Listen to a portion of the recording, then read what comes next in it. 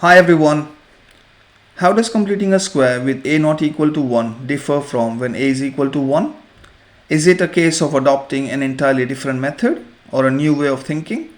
Or is it simply a small adaptation to make the process easier and remove any confusion? Let's find out. In the meantime, feel free to check out my previous video which covers the case when a is equal to 1. So let's try and dive into an exam style equation or a problem which says express, or it may say factorize a certain quadratic equation given. This problem could come from 3 to 5 marks. So could we try and say we can try and allocate 3 to 5 minutes of our time in order to conquer those 3 to 5 marks? Yes? No? Maybe? I'll leave it to you. Okay, so let's try and start. So if you notice at the beginning, your a value is 3, so we're going to try and divide by that a value, which is the variation here compared to the previous type.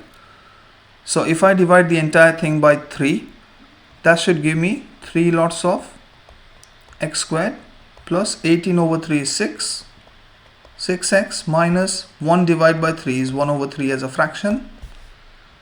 We're going to try and focus on that quadratic within the square bracket.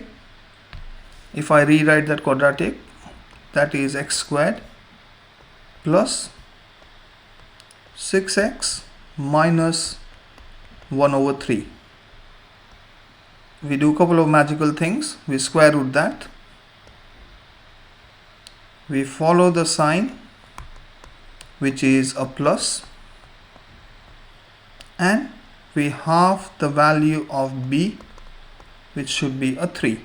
So if I write those values, square root x square is an x, plus remains a plus, half of 6 is a 3. So we're going to say x plus 3, it is completing a square, so we're going to square that.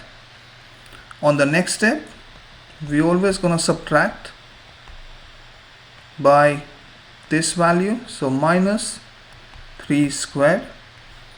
So that should give us x plus 3 squared minus 3 squared is 9. So if I move on, if we try and rewrite that bit, x plus 3 squared minus 9. Now we're going to try and bring in our minus 1 over 3. So if I attach my minus 1 over 3 together, minus 9 minus 1 over 3 should give us minus 28 over 3.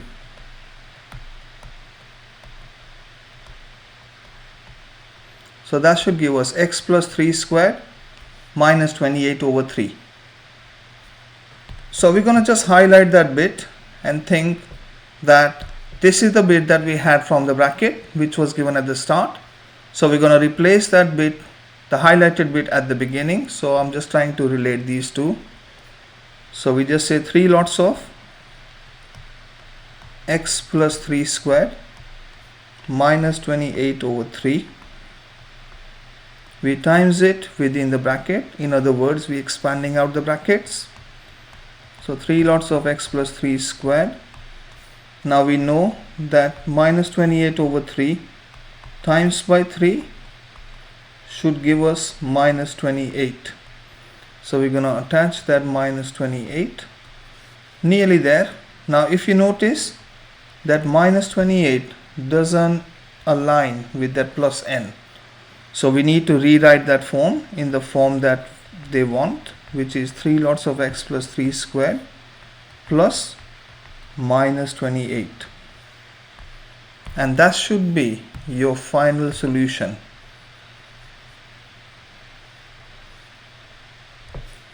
Okay, so let's look at the next one. So if you guys try and have a go at a similar looking quadratic, if we try and pause the video and have a go, see what you think.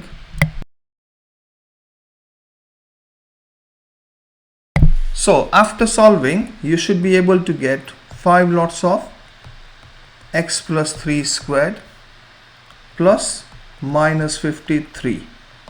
Now if any of your answer doesn't match, or if any of your steps don't match, please try and go have a look in the description where I'll attach a file with all the detailed solution for this particular example. Also, if you try and like my video along with subscribing and sharing it, Your help would be much appreciated. Okay, so before we try and finish off, let's see how could we solve a quadratic equation equal to 0. So this time around, could you notice any similarities or differences? Please leave your comments in the comment section. Thank you. All the best.